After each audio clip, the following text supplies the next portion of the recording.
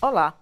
Quando Fernando Collor assumiu a presidência nos anos 90, um dos seus primeiros atos foi extinguir o Ministério da Cultura. Michel Temer foi pelo mesmo caminho.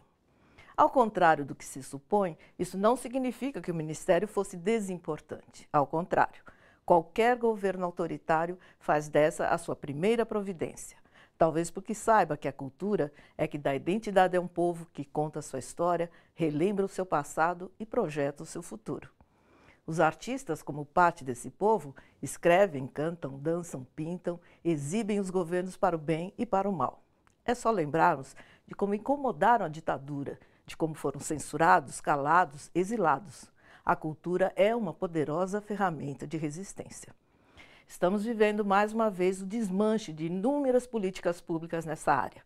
A cultura está em crise e este é o tema do Bom para Todos, que começa agora. A cultura tem um papel muito forte de riscar o chão, de trazer resistência, de trazer memória, de confrontar o discurso oficial. Você vê uma criança jogada na rua, você põe ele no teatro, a criança deslancha. Eu era uma preta do tráfico, entendeu? Aonde o rap me salvou. Nosso convidado de hoje é Pedro Granato, diretor, professor de teatro e presidente do MOTIM, Movimento dos Teatros Independentes. Tudo bem, Pedro? Tudo ótimo. Seja bem-vindo. Obrigado.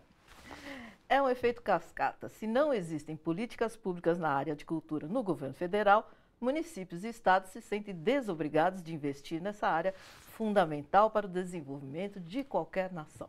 Ei, hoje eu mando um abraço. Ei, foi porque o Capanema foi abraçado. Por isso eu cantei essa música, porque houve um abraçaço no Palácio Capanema. Um grande abraço contra a extinção do Ministério da Cultura, anunciada no início do governo Temer. Os protestos tomaram conta dos equipamentos culturais de todo o país. Temer recuou, manteve o Ministério, mas cortou cargos e verbas. A Funarte é a Fundação Nacional da Arte, responsável pela política das artes no Brasil. Na minha época, em 2009, 2010, nós tínhamos um orçamento em torno de 120 milhões. Segundo as informações, que inclusive as informações são muito difíceis de você obter, mas hoje a Funarte está com 4 milhões para o Brasil inteiro. Em pouco mais de um ano, o MINC já teve 3 ministros. Chegou a ficar pouco mais de um mês sem ninguém à frente da pasta. Então é um prejuízo muito grande, porque na medida em que não existe um governo, uma política pública de cultura no âmbito federal, no âmbito estadual e no âmbito municipal, as gestões se sentem desobrigadas também. Um povo culto e informado tende a ser muito mais crítico. Tem mecanismos para formar suas próprias convicções e isso assusta. Não assusta, Pedro? Oh, assusta bastante, né? Ninguém quer. Ninguém quer por perto, né? É. Nem artistas com a capacidade de comunicação, de empolgar uma pessoa, de cativar alguém em um discurso, né? Acho que isso também assusta e acho que a gente está vendo um momento de muita retaliação mesmo. É mesmo? Contra... Você vê todas as instâncias da cultura, muitos recuos, né? O que está acontecendo no Ministério é deplorável, né? A gente perdeu o que já era pouco, a verba do Ministério, ela está ínfima, ela mal paga as despesas. Então a gente tem um Ministério de enfeite, né? Decorativo, como gosta o nosso. Quer dizer, e de que serve um Ministério decorativo? Qual o interesse de uma pessoa que quer diminuir a importância da cultura, né? Tão vinculada à educação, tão vinculada à identidade de um país, a pensamentos de futuro, a retrabalhar o seu passado. Refletir, né? Sobre a população, sobre o povo mesmo, sua identidade mesmo. Estão apagando, né? Estão destruindo mesmo. A repórter Cissa Soriano foi às ruas da cidade colher depoimentos sobre se afinal a cultura é importante ou não. Eu acho que é fundamental para o desenvolvimento de um povo, né? O povo ele precisa ter acesso à educação, à cultura, né? Aos estudos. Então eu acho que realmente é lamentável isso. Pois é, todo mundo tem consciência disso, né, Pedro? A cultura sempre existe. Você pode ter uma cultura empobrecida, enfraquecida, mas você sempre vai ter uma cultura, sempre vai ter o que foi produzido naquela época e como isso dialogou com as pessoas. Sim. Então não existe, é como você lutar contra a sua sombra, né? Você pode reconhecer a sua cultura, potencializá-la, expandi-la, refletir com ela. Sim. Ou você pode ficar correndo atrás da própria sombra, que é um pouco o que parece o governo está fazendo. Agora, né? Agora, como é que quem trabalha diretamente com cultura, como é o seu caso, né? Quando você vê tudo isso acontecendo e vê tão pouca reação popular a isso que está sendo feito, a esse desmonte, esse desmanche, como é que alguém ligado à atividade cultural se sente diante disso? Olha, desde o primeiro momento em que tudo isso aconteceu no Brasil, no ano passado, eu senti uma clareza de pensar, todo artista que eu admiro passou por algum momento em que a política ao seu redor, que o país que ele estava numa situação muito delicada. Você pode pegar do Brecht, ao Plínio Marcos, qualquer um, qualquer grande autor, diretor, teve que lidar com momentos sombrios. Eu acho que agora a gente está lidando com um momento sombrio. Então, para mim, a cultura tem um papel muito forte de riscar o chão, de trazer resistência, de trazer memória, de confrontar o discurso oficial. Então, nesse sentido, eu acho que também é um empurrão para o nosso papel. Que é isso, as pessoas estão tão descreditadas da imprensa, tão descreditadas do governo, que essa relação de empatia que o público tem com o artista, ela é muito poderosa. Então, é triste que a gente veja tudo esvaziado. Acho que é também uma certa ressaca de tantos conflitos, de uma violência tão grande. Eu li um livro interessante de um filósofo americano, aquele Contra a Tirania, que ele lançou por causa da eleição do Trump. Ele fala da importância da gente manter os debates e da gente buscar o encontro presencial também. Eu acho que é um pouco isso que você está falando. A tristeza de ver as ruas vazias, gente, de tanta pancada. Eu, por exemplo, estou fazendo uma peça de rua agora. Ah, que legal. Na Praça Roosevelt, justamente que é um lugar que estão considerando cercar, que estão tentando, né, diminuir a presença das pessoas. Então, acho que também tem ações diretas que a gente pode ir fazendo, como debates, encontros, que... Quando é que acontece a sua peça? Sábados e domingos, às 4h. Para quem quiser. Para quem quiser. Claro. Nas ruas, a população jovem mostra que necessita de mais do que um celular de última geração. A gente respira a cultura, então, principalmente para essa nova geração, é tudo muito tecnológico. Então, quando você vem no museu, vem passear assim, no lugar físico mesmo, que você pode ver as coisas, é muito importante para adquirir conhecimento, principalmente. Bom, o que eu acho interessante no depoimento dessa menina é essa coisa de não basta você estar ali na questão digital, conversando via celular e tudo isso. A presença física traz muito mais conhecimento, né? O contato entre as pessoas, que é um pouco que a gente estava falando da sua peça na rua. O contato físico, né? Teve uma descoberta de que quem usa muito a rede social tem, em porcentagem, mais presença nos eventos culturais que quem não. Inclusive, uma conexão tanto na rede social, que às vezes a gente tem uma tendência a opor, ou seja, a pessoa de repente está na rede social, mas ela está vendo as peças que estão acontecendo, os museus. Tanto que você vai em museu agora, é um festival de selfie. A gente pode até criticar isso, mas mesmo assim, muitos museus estão cheios também por essa capacidade de reverberar na rede social. E a importância da educação, que acho que é outro lado muito esquecido, que é como quem estuda teatro, né, você vê, é um clássico das escolas americanas, tem muito filme eles fazerem Shakespeare na escola. Como quem estuda teatro é muito mais propenso a ir ao teatro depois, ou que foi ao teatro na escola, ou que participou de um grupo. Não interessa se está só ali na rede social, vamos transformar isso aqui em algo palpável, né? Muita gente boa também só está chegando graças à internet, ela pode ser boa. Ela tem seu lado bom. Ela é um meio, não vamos matar o mensageiro. Não. Acompanhe agora a cronologia da gestão Temer para o Ministério da Cultura, desde a confirmação do impeachment de Dilma Rousseff e a consequente posse do então vice-presidente. 13 de maio de 2016, Michel Temer toma posse, acaba com o Ministério da Cultura, fundindo essa pasta com o Ministério da Educação. 16 de maio, a classe artística se mobiliza e ocupa prédios do Ministério em protesto. Foram 2 meses de ocupação do Palácio Gustavo Capanema, no Rio. 18 de maio, Temer volta atrás e cria uma Secretaria de Cultura, abaixo do Ministério da Educação. Escolhe o diplomata Marcelo Calero como titular. 21 de maio, Temer volta atrás novamente e recria o Ministério da Cultura. Marcelo Calero é o ministro. 18 de novembro, Calero pede demissão depois de atrito com o ministro Gedel Vieira Lima, que exigia autorização do IPHAN para a construção de um prédio em área tombada de Salvador, onde teria um apartamento. No mesmo dia, o deputado federal Roberto Freire é anunciado ministro da Cultura. 18 de maio de 2017. Após a gravação do empresário Joesley Batista com Temer, Roberto Freire deixa o MIC.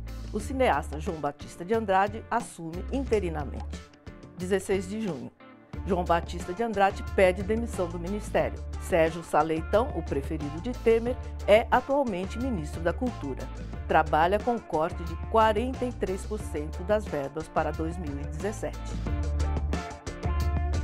O atual ministro, ele assume com 40 e tantos % menos de verba, que já era mínima. Ou seja, o que ele vai fazer ali?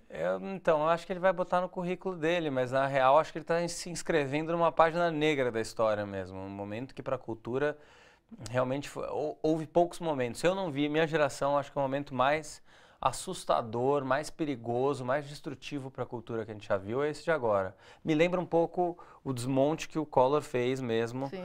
E eu comecei a estudar cinema justamente após a retomada do cinema brasileiro. Sim, acabou com o Embrafilme, acabou com tudo, porque né? teve esse mesmo discurso velho, surrado, que às vezes volta como novidade, de dizer que o cinema tem que andar com as próprias pernas, de que isso aí é cabide de emprego, e é uma mentira. Tanto que logo após essas medidas do Collor, o Brasil chegou a produzir um filme de ficção por ano, foi justo o Walter Salles, e se as taxas de presença de público, que hoje são de milhões, 30% do público hoje em dia do cinema é de cinema nacional, chegou a menos de 0,5%. Exatamente. Ou seja, é um número criminoso, né? Uma destruição de um trabalho de décadas. E eu tenho medo que isso aconteça de novo, porque o discurso é o mesmo, as ações... Porque a gente está vivendo uma política de terra arrasada, agora é um salve-se quem puder, né? Nossa, é uma política de arrasar a terra, eu diria. Né? Muito mais. No próximo bloco, sem política para a cultura no governo federal, todas as demais instâncias de poder tendem a seguir a mesma filosofia. A partir do momento que você não incentiva a arte pública, a cultura pública, só quem pode pagar, e pode pagar caro, que tem acesso a isso.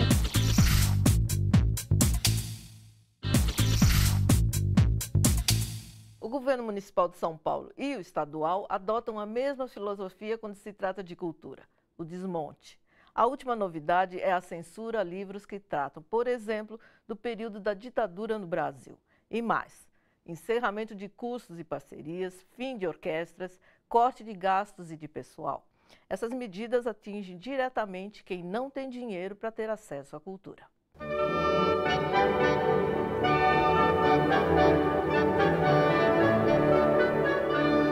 Como numa orquestra, estados e municípios afinaram instrumentos com o governo federal para executar o Requiem da cultura brasileira. Em São Paulo, por exemplo, foi extinta a Banda Sinfônica Estadual.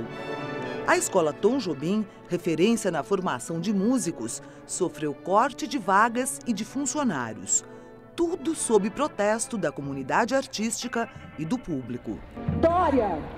Por que você não deixa os artistas de rua trabalharem? No início deste ano, a cidade de São Paulo viu a estreia de um espetáculo de horror. Escrito, dirigido e interpretado pelo prefeito João Dória Júnior. Dória, cadê a verba da cultura aprovada pela Câmara? A verba foi congelada. A prefeitura encerrou parcerias, sobretudo na periferia. Encerrou também cursos de formação cultural. Restringiu o horário de funcionamento da maior biblioteca da cidade. A única biblioteca da América Latina aberta 24 horas, parou de funcionar 24 horas. Um desmonte feito em nome da contenção de gastos. Eu acho que quem mais perde com isso é o público, porque a partir do momento que você não incentiva a arte pública, a cultura pública, só quem pode pagar, e pode pagar caro, que tem acesso a isso. Cultura é educação. Cultura é também resistência, é transformação. Porque eu vou falar sem vergonha, eu era uma preta do crime, eu era uma preta do tráfico, entendeu? Aonde o rap me salvou, aonde a arte me salvou, a cultura me salvou, entendeu? A cultura salva. A falta de investimento é apenas uma das formas de estrangular a cultura e de oprimir. Porque a arte mobiliza, a cultura mobiliza. Então aí vem uma ideia fantástica desse secretário de Cultura de tirar livros das bibliotecas que falem sobre o regime militar. Para você ter uma ideia, o secretário, toda vez que a gente questiona sobre o descarte dos livros, né, que estão saindo de caixas e caixas das bibliotecas, ele não sabe explicar qual que é o critério técnico. Ele sempre reitera o fato de ter livros sobre a ditadura militar e que os incomoda. O secretário é André Sturme, que desde o o início de sua gestão na pasta da cultura na cidade de São Paulo, se envolveu em várias polêmicas. Chamado de autoritário pela classe artística, Sturme agora é acusado de censura. A gente está denunciando esse processo todo. Infelizmente, toda a tentativa dos trabalhadores denunciarem isso tem acabado em censura. O secretário e a equipe tem constantemente vigiado as redes sociais dos trabalhadores. Volta e meia, algum trabalhador é comunicado na caixa de mensagem: eu sou advogado da secretaria, eu sou advogado do Dória. Queremos a vida, a liberdade em todas as nossas formas de expressão.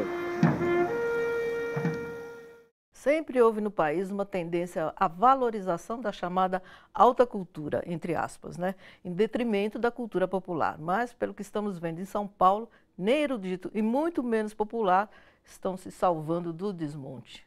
É o caos, não é não, Pedro? A situação está difícil. Eu realmente não consigo colocar no mesmo patamar o que acontece nesse governo Temer e o que acontece no governo do Estado e o governo municipal. Primeiro porque eu acho que os dois são frutos de eleições.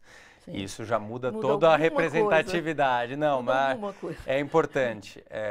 Mas, em outro lado, é realmente muito sufocante. A gente tem feito muitas reuniões, manifestações para lutar contra isso. Os cortes na Secretaria Municipal de Cultura, eles atingem coisas muito importantes, né? Desde, por exemplo, estava conversando com pessoas ligadas ao vocacional, que diz que nos CELs, que são centros educacionais unificados, que são espalhados na periferia, que não só atingem o seu entorno, atingem, às vezes, uma rede grande de gente, porque é um equipamento cultural naquela região toda da cidade, ele está sem orientador do projeto vocacional. Isso é um estrago que faz um efeito a longo prazo, porque muitos grupos de teatro, e eu conheço grupos de teatro de Interlagos, da Lapa, que já foram meus alunos, viraram um grupo de teatro, têm um espaço cultural, agora são professores, ou seja, quando você interrompe a formação de alguém, você não está interrompendo só aquela pessoa, você está interrompendo aquela pessoa de formar um grupo, de levar público, de trazer um público que forme novos grupos, novos teatros, ou seja, atacar as atividades de formação tem um efeito a longo prazo trágico. O novo ministro da Cultura tem pelo menos duas questões importantes para resolver: a reforma da Lei Rouanet e a atualização da Lei do Direito Autoral. Nas atuais condições do Congresso Nacional e do próprio Ministério, quais são as chances desses assuntos avançarem, hein, Pedro? Não, avançar acho que vai ser difícil, né? Se eles mexerem em alguma coisa, provavelmente vai ser para piorar, né? Porque é isso, existe uma tentativa de criminalizar. Eu não sou um defensor, né, da Lei Rouanet. Sim. Eu acho que assim, eu não sou favorável também à extinção dela, porque a própria Lei do Audiovisual, como a Lei Rouanet, estruturam muitas instituições importantes hoje em dia. Desde há distorções na lei, Há distorções, mas ainda assim, os programas da Petrobras sustentaram muitos grupos, Itaú Cultural. Você tem instituições importantes que fazem coisas importantes nas cidades que provém da Lei Rouanet. Ou seja, talvez mexer na lei, mas saber que é para mexer com cuidado. O cinema mesmo, a Lei do Audiovisual, que grande parte é isenção fiscal, se você de repente interrompe esse mecanismo, você pode quebrar uma cadeia produtiva que está gerando emprego, que está gerando bilheteria, prêmios internacionais, um registro da nossa identidade. Como não tem nenhuma visão de cultura, né, nesse governo federal, nitidamente, qualquer mudança que eles façam agora vai ser para pior, como a gente vê no Ministério da Cultura. É melhor deixar assim para ver o que acontece. Eu gostaria que eles esquecessem a gente, talvez seja menos mal, Sim. Porque não teve uma atividade interessante para a cultura desde que o Temer tomou posse, né? Vamos ver um exemplo muito concreto do que atividade cultural pode significar na vida de qualquer pessoa, em qualquer idade. Você vê uma criança jogada na rua, você põe ele no teatro, a criança deslancha, ela vê o mundo com outro olhar, com outro mundo. Uma criança que tem, sei lá, um Down, você põe ele no teatro, ele vê o mundo de outra maneira. Ele já começa a respeitar você dali. Então, e o Estado, o governo não vê isso. Através da cultura que as pessoas vão ser civilizadas. Entendeu? Lógico, você tem que vir lá de baixo. E eles não querem vir, eles querem vir lá de cima. Lá de cima não vem nada. Você tem que começar de baixo. Pois é. Que era a ideia do ponto de cultura, né? De baixo para cima. Porque eu acho que quando a gente fala também de incentivo do governo, eu acho que é nesse sentido que você está falando. Não é o governo tomando as rédeas de nada, é o governo ajudando a espalhar possibilidades e estrutura para que grupos tenham autonomia de desenvolver seus trabalhos, né? Sim. A própria lei de fomento ao teatro aqui em São Paulo, que permitiu que tantos grupos formassem tantos espaços em diferentes regiões da cidade, né? A gente tinha uma concentração dos teatros no Bexiga. Agora você olha para o mapa de São Paulo, você vê todos os tipos de teatro em vários bairros, uma diversidade plena, porque houve uma intervenção, mano. Foi o governo que disse, você tem que fazer isso ou aquilo. Não, o governo ajudou a dar estrutura, a potencializar trabalhos e deixa que os artistas tocam, que eles sabem transformar. Veja o exemplo da Praça Roosevelt, ou o que a Mungunzá está fazendo agora ali na Cracolândia, ou seja, quantas iniciativas de que às vezes um teatro, uma ação cultural transforma todo um entorno, gera uma ação que nem instituições governamentais às vezes conseguem, né? Entre 2003 e 2008, houve uma reestruturação e ampliação do campo de atuação do Ministério da Cultura. A gestão do ministro Gilberto Gil formulou uma política pública focada na diversidade cultural e no diálogo com a sociedade civil. Uma das ações mais marcantes foi a criação dos pontos de cultura. Os pontos não deveriam ser construídos pelo governo. Ao invés de conceber, o governo deveria reconhecer e potencializar as produções culturais dos grupos e localidades.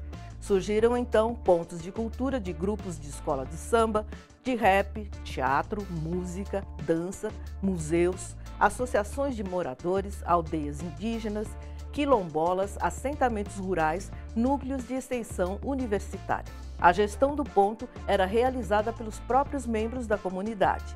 Uma entidade selecionada como um ponto de cultura provocava uma quebra na hierarquia política. Produzir uma política pública de baixo para cima ainda incomodaria algumas estruturas de poder.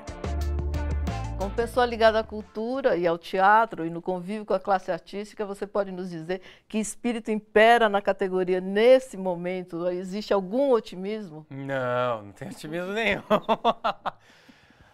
Mas só de pensar que o Gil já foi nosso ministro da Cultura, né? Olha que tempos com mais esperança, né? A gente era feliz e sabia, né? Olha, acho que a gente, ao mesmo tempo que eu sinto que a crise revela quantas coisas a gente varreu para debaixo do tapete, né? Sim. Quantos problemas estavam no Brasil que a gente fingia que não via, numa certa esperança, né? O Congresso sempre foi o mesmo, você vê vídeos de 90, as mesmas figuras que estão já estavam lá. E a gente também, por um lado, caiu na festinha, acho que a gente foi também superficial no nosso desejo de transformação. Mas, ao mesmo tempo, você ter o ministro da Cultura, Gilberto Gil, e algumas das ações que ele fez, acho que traziam outros horizontes. Acho que tinha isso que você está me perguntando, que eu não vejo agora, que é um vislumbrar um futuro, né? Tinha um otimismo no ar, de que a gente podia crescer, o papel simbólico do Brasil no mundo, o interesse das pessoas pela cultura brasileira, por que isso pode gerar desse encontro de tantas raças, de tantas culturas, né? Muito obrigada pela sua presença, Pedro, foi muito legal. Valeu, muito obrigado. Se você quiser rever ou participar do nosso programa pelas redes sociais, acesse a nossa página no Facebook ou o site tvt.org.br. Observe qualquer país de primeiro mundo e você verá uma característica comum a todos eles, uma cultura forte e representativa daquele povo. Nós, os brasileiros, sempre tivemos orgulho da nossa cultura, mesmo tendo o histórico de sobreviver aos trancos e barrancos. Ela é responsável por formar consciências e espírito crítico, duas condições que assustam os governos pouco democráticos. Impossibilitado de extinguir o Ministério da Cultura por conta da ação da população e dos artistas, Michel Temer recuou, mas empobreceu a pasta de tal forma que inviabiliza qualquer tentativa de criação de uma política pública nessa área. Segundo o IBGE, esta é a realidade dos 5.570 municípios brasileiros. 10% não tem uma biblioteca pública, 76% não tem um centro cultural, 79% não tem nenhum teatro ou sala de espetáculos e 92% não tem uma única sala de cinema. Como disse um dos nossos entrevistados, assim não vamos chegar a lugar algum. O Bom para Todos fica por aqui. Até a próxima.